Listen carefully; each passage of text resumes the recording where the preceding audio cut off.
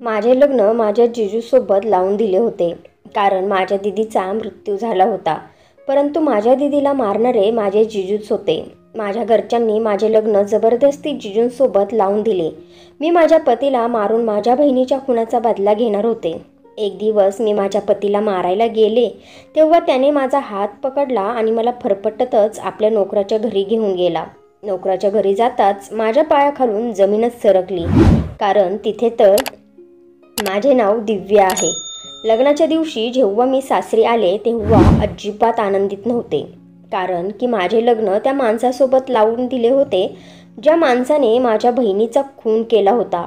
मी नवरी बनून माझ्या जिजूंची वाट पाहत होते, जो माझा आता नवरा झाला होता. माझ्या जिजूनेच माझ्या बहिणीला मारले होते, तिचा खून केला होता आणि माझ्या घरच्यांनी बहिणीच्या छोट्या मुलासाठी माझे लग्न जिजूसोबत जबरदस्तीने लावले होते. मी मनात पक्क ठरवलं होतं की मी माझ्या नवऱ्याला मारून माझ्या बहिणीच्या खुनाचा बदला नक्कीच घेणार. मला माझ्या नवऱ्याचा खूप तिरस्कार होता. मी फक्त मुलासाठीच नाईलाजाने लग्न केले होते. त्याच्याजवळ गाडी, बंगला, नोकर चाकर सगळं काही होतं आणि याचमुळे माझ्या आईबापाने माझे हे लग्न जबरदस्तीने लावले होते. माझी बहीण मला सर्व गोष्टी सांगायची की माझे जिजू बंद खोलीमध्ये तिच्यावर किती अत्याचार करायचे. तो माणूस कसा काय असू शकेल, तो तर एक राक्षस होता. माझ्या बहिणीच्या अंगावरच्या जखमा याचा पुरावा देत होते, पण बाहेरच्या माणसांसमोर तो खूपच चांगला माणूस बनून राहत होता. माझ्या बहिणीने मला पहिलेच सांगितले होते की तिचा नवरा तिला मारण्याचा प्लॅन बनवत आहे, पण माझ्या बहिणीने मला शपथ दिली होती की मी ही गोष्ट कोणालाच सांगायची नाही. आणि एक दिवस आम्हाला माहिती पडले की माझे जिजू त्यांच्या मुलाला अंशला आत्याकडे सोडून माझ्या बहिणीसोबत माथेरानला फिरायला गेले आहे.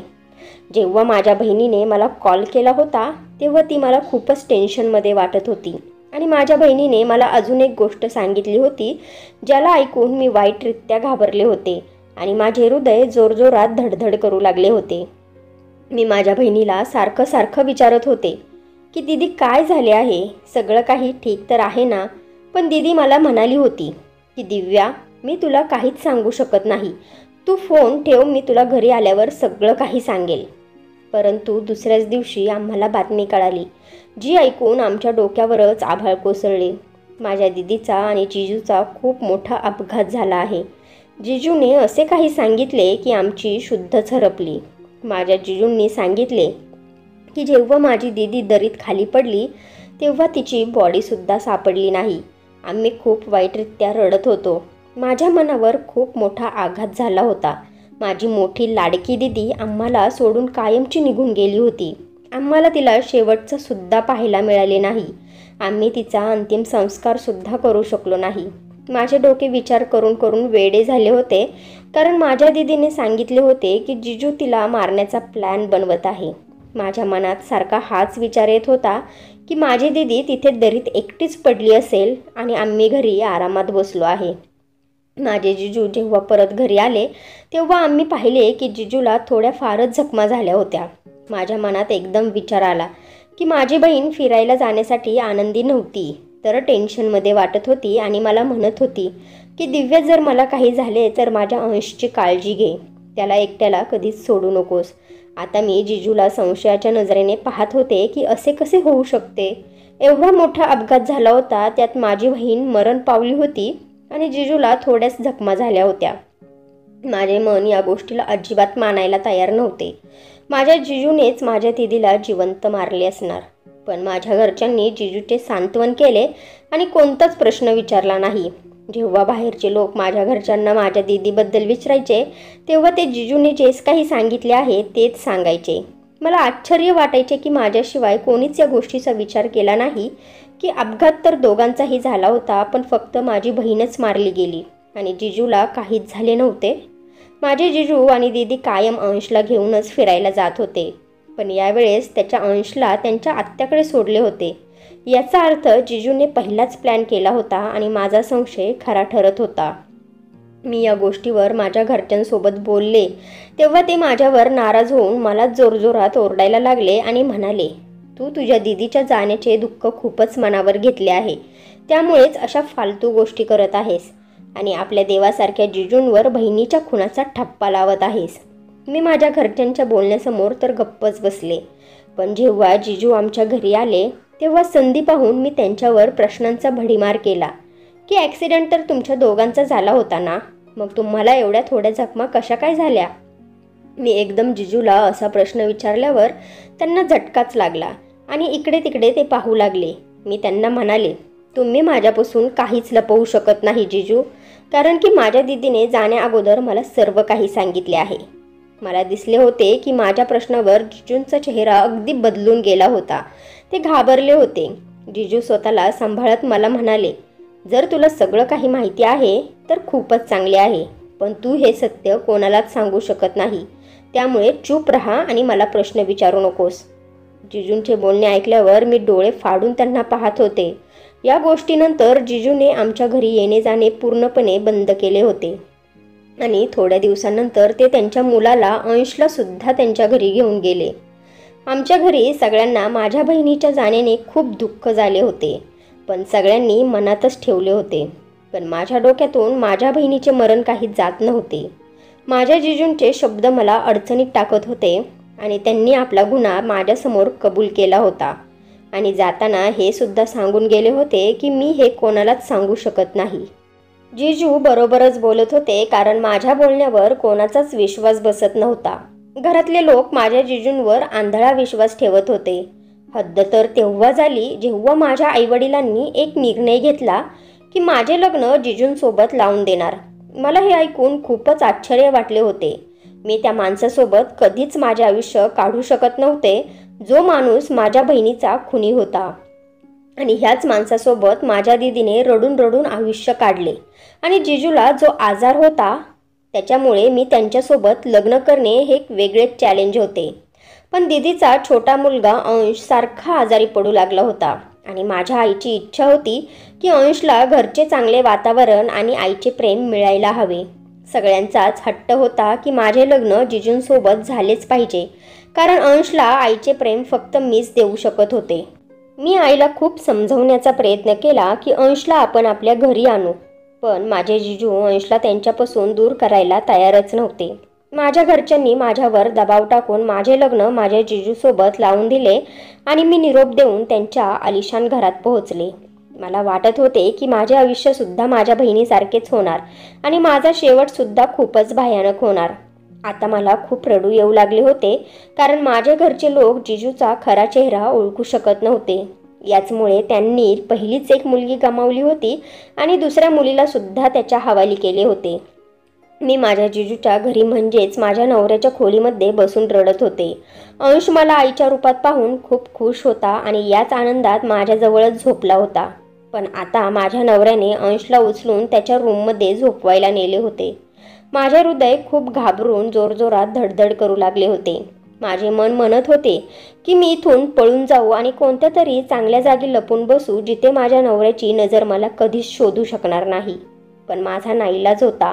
मला इथेच राहायचे होते आणि अंशसाठी त्याच्या बापाची प्रत्येक गोष्ट ऐकायची होती, कारण माझ्या आईने मला समजावून पाठवले होते की जर मी माझ्या नवऱ्याचे काहीच ऐकले नाही आणि जर त्यांची इज्जत केली नाही तर घरचे वातावरण खराब होईल आणि त्याचा परिणाम अंशवर होईल.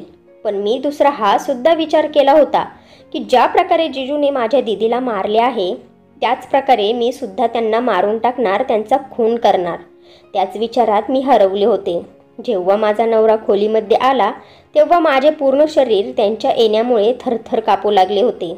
मी देवाजवळ प्रार्थना करत होते की माझा नवरा माझ्याजवळ येऊ नये. माझ्या दीदीने मला सांगितले होते की तिच्या नवऱ्याला असला आजार झाला आहे की ज्याच्यामुळे माझी बहीण त्यांच्याजवळ जात नव्हती. मी माझ्या दीदीला आठवून रडू लागले. जेव्हा माझा नवरा माझ्याजवळ आला आणि मला रडताना पाहून म्हणाला, तू टेन्शन घेऊ नकोस, मी तुझी काळजी घेईल, तुझ्या सर्व इच्छा मी पूर्ण करेल, बस फक्त माझ्या अंशची चांगली काळजी घे, त्याला खूप प्रेम दे, म्हणजे त्याच्या तब्येतीत सुधारणा होईल. मी माझ्या नवऱ्याला असे बोलताना पाहून हैराण झाले होते.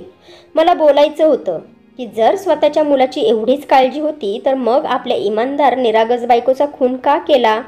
त्याने अंशकडून त्याची आई का हिरावून घेतलीस? आज अंशच्या तब्येतीची काळजी का आहे? पण मी नवऱ्याला काहीच म्हणू शकले नाही, कारण मला असे काहीच बोलायचे नव्हते ज्याच्यामुळे तो त्याच्या खऱ्या रूपात येईल.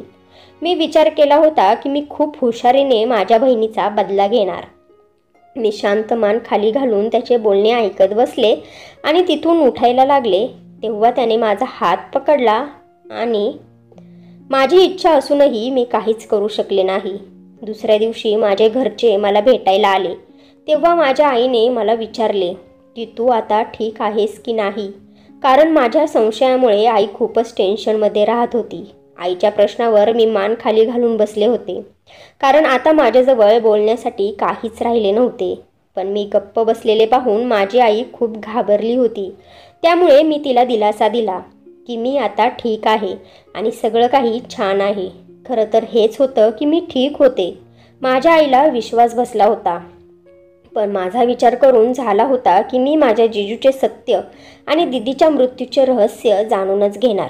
मला ठीक पाहून माझे घरचे सर्व लोक निघून गेले होते. मी माझ्या नवऱ्याला म्हणजे राहुलला पाहतच बसायचे, कारण लग्नाच्या पहिल्याच रात्री माझ्या दीदीचे बोलणे चुकीचे ठरले होते. कारण माझा नवरा राहुल तर बिलकुल ठीक होता आणि त्याला कोणताच आजार झाला नव्हता. उलट त्याचे वागणे सुद्धा माझ्याबरोबर खूपच चांगले होते. तो खूप सरळ मनाचा वाटत होता. पण हे सुद्धा असू शकते की राहुल मला दाखवण्यासाठी आणि संशय दूर करण्यासाठी असा वागत असेल. त्यामुळे मी जास्त त्याच्यावर विश्वास ठेवला नाही. मला माझ्या दीदीचे अश्रूंनी भरलेले डोळे आठवत होते. माझ्या नवऱ्याजवळ भरपूर पैसा होता आणि महिन्याचा पगारसुद्धा लाखात येत होता. पण तरीसुद्धा माझी दीदी खूपच गरीब अवस्थेत राहत होती. तिचा पेहरावसुद्धा खूप गरीब वाटत होता आणि तिच्या चेहऱ्यावर कायमच उदासी जाणवायची. अंश झाल्यानंतर राहुलने माझ्या दीदीला मोलकरीण बनवून ठेवले होते. दीदी कधी आमच्या घरी यायची तेव्हा मी तिच्यासोबतच राहत होते. तेव्हा माझी दीदी मला खूप थकलेली आणि उदास जाणवायची. पण याउलट माझ्यासोबत माझ्या नवऱ्याचे नरम वागणे आणि चांगला स्वभाव यामुळे मी घरातले काम आणि अंशची जबाबदारी लवकरच सांभाळली होती. अंश आता त्याचे दुःख विसरला होता. अंश आता माझ्या मागे पुढेच करायचा. मी आता त्याची खूप चांगल्या प्रकारे काळजी घेत होते. त्याच्या खाण्यापिण्याची वेळ, त्याच्या आवडीनिवडी सगळ्यांची काळजी घेत होते. त्यामुळे तो आता चांगले खाऊ पिऊ लागला होता आणि त्याने मला आई म्हणून स्वीकारले होते. मला प्रत्येक क्षणाला जाणवायचे की राहुल मलाच पाहत राहायचा. मला त्याच्या अशा पाहण्याने त्रास होत होता. शेवटी मी तरसून त्याला विचारले की तुम्ही मला असे का पाहत असतात? त्यावेळी राहुलने असे उत्तर दिले की मला त्याच्या बोलण्याचा झटकाच लागला. तो म्हणाला, मी हे पाहतो की तू खरंच अशी आहेस की एक दिवस तू सुद्धा तुझ्या बहिणीसारखीच होशील. राहुलचे बोलणे ऐकून मी हैराण झाले होते. उलट मीच माझ्या नवऱ्याचा खरा चेहरा पाहण्यासाठी आतुर झाले होते. पण मला या गोष्टीचे आश्चर्य वाटत होते की माझ्या नवऱ्याला असे का वाटत होते की माझ्या खऱ्या चेहऱ्यामागे एक खोटा चेहरा आहे. तो असे कसे म्हणाला की एक दिवस मी माझ्या दीदीसारखी होईल? म्हणजे दीदी कशी होती? मी खूपच अडचणीत सापडले होते. माझ्या नवऱ्यामध्ये म्हणजे राहुलमध्ये मला अशी कोणतीच खास गोष्ट दिसली नव्हती की मी अंदाज लावू शकेल की हा माणूस एक खुनी आहे. एक दिवस अंशला खूपच ताप आला होता. त्याला संपूर्ण दिवस ताप होता. माझा नवरा राहुल घरी नव्हता. मी अंशसाठी खूप काळजीत होते. मी संपूर्ण दिवस त्याला काही ना काही खाऊ घालण्याचा प्रयत्न करत होते. पण तो सुद्धा खूप हट्टी होता आणि काहीच खात नव्हता. शेवटी तरसून मी संध्याकाळच्या वेळेला त्याच्यासाठी मुगाची खिचडी बनवण्यासाठी किचनमध्ये गेले तेव्हाच राहुल ऑफिसवरून घरी आला. नेहमीप्रमाणे तो आल्यानंतर अंश जवळ गेला तेव्हा अंशची अशी अवस्था पाहून घाबरला आणि पटकन त्याला हॉस्पिटलमध्ये नेले. मी किचनमध्येच होते. जेव्हा बाहेर आले तेव्हा अंश गायब होता. मग मी एका नोकराला विचारले तेव्हा तो म्हणाला की अंशला साहेबांनी हॉस्पिटलमध्ये नेले आहे. मी शांत बसून माझ्या खोलीमध्ये गेले. रात्रीच्या वेळी जेव्हा माझ्या मुलाची अंशची तब्येत ठीक झाली तेव्हा राहुल त्याला घरी घेऊन आला. मला पाहून राहुल लगेच म्हणाले, मी तुझ्या सगळ्या इच्छा पूर्ण करतो. तुला जे पाहिजे असेल ते मला सांग, मी तुला आणून देईल. पण माझ्यावर खूप उपकार होतील जर तू माझ्या मुलावर चांगले लक्ष देशील. मला हे बोललेले सहन झाले नाही. मी त्याच्या या बोलण्यावर हैराण झाले होते. मी रागाच्या भरात त्याला म्हणाले, जर मुलाची एवढीच काळजी होती तर त्याला त्याच्या आईपासून दूर का केले? माझ्या या बोलण्यावर माझ्या नवऱ्याने काहीच उत्तर दिले नाही आणि बाहेर निघून गेला. मी विचार झटकून अंशला खिचडी भात खाऊ घातला आणि माझ्या कुशीत घेऊन त्याला झोपवायला लागले. माझे मन खूप रडत होते. मला माझ्या दीदीची आठवण येत होती. ती जेव्हा आपल्या अंशसोबत राहत होती तेव्हा तिचा अंश तिच्यापासून लांब लांब राहत होता. मला आज समजत होते की असे का होत होते, कारण त्याचा बाप त्याच्या मनात त्याच्या आईबद्दल वाईट साईड भरत होता. जबाबदारी पूर्ण करून फक्त हेच दाखवत होता की त्याला मुलाची किती काळजी आहे आणि बाकी कोणालाच नाही. मला माझ्या नवऱ्याचा राहुलचा स्वभाव विचित्र वाटत होता. मी संपूर्ण दिवस मुलासोबत वेळ घालवायचे, त्याला आईचे प्रेम द्यायचे, त्याची काळजी घ्यायचे, पण राहुलने असे दाखवले होते की मला त्याच्या मुलाची अंशची काहीच काळजी नाही. उलट मला तर त्या राहुलचे सत्य माहिती होते की तो माणूस नाही तर एक राक्षस आहे, ज्याने स्वतःच्या मुलाला आईपासून दूर केले होते. मी कितीतरी दिवस मुलासोबतच राहत होते, त्याची काळजी घेत होते, पण पहिल्यांदा मी माझा राग माझ्या नवऱ्यावर काढला होता आणि त्याच्या खोलीत गेले नाही. मी माझ्या नवऱ्याचे खाणेपिणे आणि बाकीच्या जबाबदाऱ्या पूर्ण करत होते, पण त्याच्या खोलीत जातच नव्हते. या गोष्टीचा परिणाम असा झाला की तो एक दिवस माझ्याजवळ आला आणि मला म्हणाला, मला तुला कुठेतरी घेऊन जायचे आहे. मी प्रश्नार्थक नजरेने राहुलकडे पाहिले, पण तो मला तयारी करायला सांगून आपल्या अंशजवळ जाऊन बसला. मी तयारी करायला चाललेच होते की माझा नवरा राहुल आपल्या अंशला जे काही म्हणाला ते ऐकून माझ्या अंगावर सर्कन काटा आला, कारण तो अंशला म्हणत होता, चला मी तुला तुझ्या आत्याकडे सोडून येतो, नंतर मग मला तुझ्या आईला घेऊन डॉक्टरांकडे जायचे आहे, कारण तुझ्या आईची तब्येत ठीक नाहीये. मी हे ऐकून हक्काबक्का झाले होते. अंश तिथून गेल्यानंतर मी खूप काळजीमध्ये येऊन राहुलला प्रश्न विचारला, मी तर ठीक आहे, मग मला तुम्ही डॉक्टरांकडे घेऊन का जाणार आहे? पण राहुलने सांगितले, असे काहीच नाही, मी फक्त अंशला खोटे सांगितले, कारण मी तुला जिथे घेऊन जाणार आहे तिथे अंश येऊ शकत नाही. एवढे बोलून राहुल अंशला घेऊन त्याच्या आत्याकडे सोडायला निघून गेला.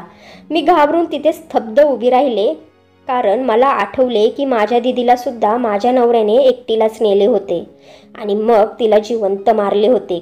मी खूप घाबरले होते आणि माझा नवरा मला जबरदस्ती गाडीत बसवून त्याच्यासोबत घेऊन गेला.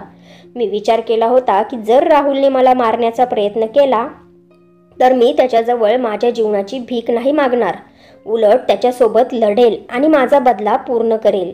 माझ्या मनात बदला घेण्याची आग जळत होती. राहुल मला सुद्धा डोंगराळ भागातच घेऊन गेला होता. मला वाटत होते की राहुल आता मला त्रासला आहे.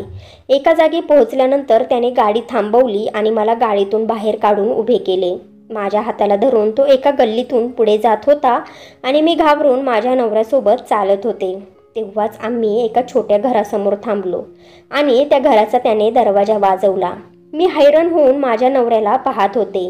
जेव्हा त्या घरातून तरुण मुलगा बाहेर निघाला, तो माझ्या नवऱ्याला पाहून टेन्शनमध्ये आला होता, पण माझ्या नवऱ्याने त्याला टाळले आणि मला माझा हात पकडून त्या घराच्या आतमध्ये घेऊन गेला. समोरच्या पलंगावर कोणीतरी बाई पाठमोरी बसली होती. जेव्हा तिने पलटून आमच्याकडे पाहिले तेव्हा माझ्या पायाखालची जमीनच सरकली. माझे शरीर थरथर करू लागले, कारण ती दुसरी तिसरी कोणी नसून माझी बहीण दिदी होती. माझी बहीणसुद्धा मला पाहून घाबरली होती. मग राहुलने मला जे सत्य सांगितले ते ऐकून माझी शुद्धच हरपली. राहुलने सांगितले की मी या मुलाला माझ्या घरी नोकर म्हणून ठेवले होते. काही वर्षानंतर मला कळाले की तुझी बहीण या मुलाच्या प्रेमात पडली आहे. हे दोघे माझ्या पाठीमागे मला धोका देत होते. या दोघांना एकमेकांसोबत लग्न करायचे होते आणि तुझी बहीण अंशपासून सुद्धा लांब झाली होती. ती माझा तिरस्कार करू लागली होती. तिने माझ्यासाठी साज शृंगार करायचे सुद्धा सोडून दिले होते. उलट मला तिने हे सुद्धा सांगितले होते की तू मला घटस्फोट दे, मला या मुलासोबत लग्न करायचे आहे. एकदा मी रागात येऊन तुझ्या बहिणीला मारले सुद्धा होते आणि नंतर मी तिची माफी सुद्धा मागितली होती. कोणताच नवरा आपल्या बायकोला परपुरुषाच्या मिठीत पाहू शकत नाही ग. ही गोष्ट मी तुझ्या आईवडिलांना सुद्धा सांगितली होती, पण ते मला म्हणाले होते की असली मुलगी आमच्यासाठी मेली आहे. तुम्ही तिच्यासोबत काही पण करा, आम्हाला काहीच फरक पडणार नाही. मी तुझ्या बहिणीला सगळ्या बाजूने समजावले होते, पण ती माझ्यासोबत राहायला तयारच होत नव्हती. आणि मी सुद्धा असल्या बायकोला ठेवून काय करू शकत होतो. म्हणून मी तुझ्या बहिणीला घटस्फोट देऊन तिला तिच्या प्रियकरासोबत पाठवले आणि नंतर अफवा केली की आमचा अपघात होऊन ती मेली आहे. पण सत्य तर तुझ्या आईवडिलांना सुद्धा माहिती आहे. त्यामुळेच त्यांनी तुझे लग्न माझ्यासोबत लावून दिले आणि विश्वास करून दिला की आमची दुसरी मुलगी तिच्या बहिणीसारखी वागणार नाही. हे सत्य ऐकून मी माझ्या बहिणीकडे पाहिले तर तिने लज्जेने मान खाली घातली होती. मला माझ्या विचारांवर आणि तिच्यासाठी घालवलेल्या अश्रूंची लाज वाटत होती. माझ्या बहिणीने तिच्या नवऱ्याकडून घटस्फोट घेण्यासाठी कितीतरी गोष्टी मला खोट्या सांगितल्या होत्या. तिने आपल्या नवऱ्याला किती बदनाम केले होते आणि मी सुद्धा वेडी बहिणीसाठी माझ्या नवऱ्याला मारायला निघाले होते. मी प्रेमाने माझ्या प्रेमळ नवऱ्याकडे राहुलकडे पाहिले, ज्याने आजपर्यंत कोणालाच माझ्या बहिणीचे खरे रूप दाखवले नव्हते. जर हे सगळं बाहेरच्या माणसांना कळाले असते तर माझ्या आईवडिलांची इज्जत धुळीस मिळाली असती. त्याने तर मला सुद्धा प्रेम आणि इज्जत दिली होती. मी माझ्या बहिणीला म्हणाले, आजपासून तू माझ्यासाठी सुद्धा मेली आहेस. तुझे हे काळे तोंड मला कधीच दाखवू नकोस. अगं, तुला मी माझा आदर्श समजत होते. तुझ्यासाठी मी माझ्या नवऱ्याला मारायला निघाले होते. तू माणसं ओळखण्यास चुकली ग. मला लाज वाटते तुला बहीण म्हणायची.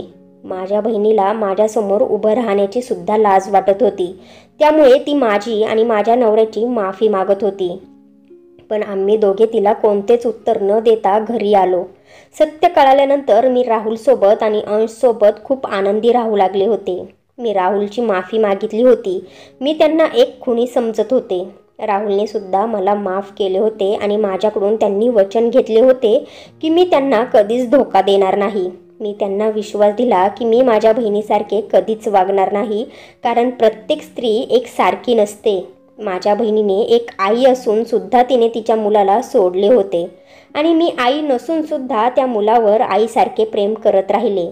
आणि आज मला 5 महिन्यांची अंशसारखीच गोंडस मुलगी आहे. खऱ्या अर्थाने आज आमची फॅमिली पूर्ण झाली. मी माझ्या नवऱ्यासोबत आणि मुलांसोबत एक चांगले आयुष्य जगत आहे आणि आम्ही खूप खुश आहोत. तर मित्र आणि मैत्रिणींनो, राहुलने माझ्या बहिणीचे लग्न नोकरासोबत लावून दिले ते बरोबर होते का तिला वेगळी शिक्षा करायला हवी होती? मला कमेंट्स करून नक्की सांगा. तर फ्रेंड्स, तुम्हाला ही स्टोरी आवडली असेल तर व्हिडिओला लाईक करा आणि आपल्या नात्यांचा स्पर्श या चॅनेलला सबस्क्राईब करा आणि बेल आयकॉनवर क्लिक करून ऑलवर सेट करा, म्हणजे पुढची व्हिडिओ तुम्हाला लगेच मिळेल. धन्यवाद.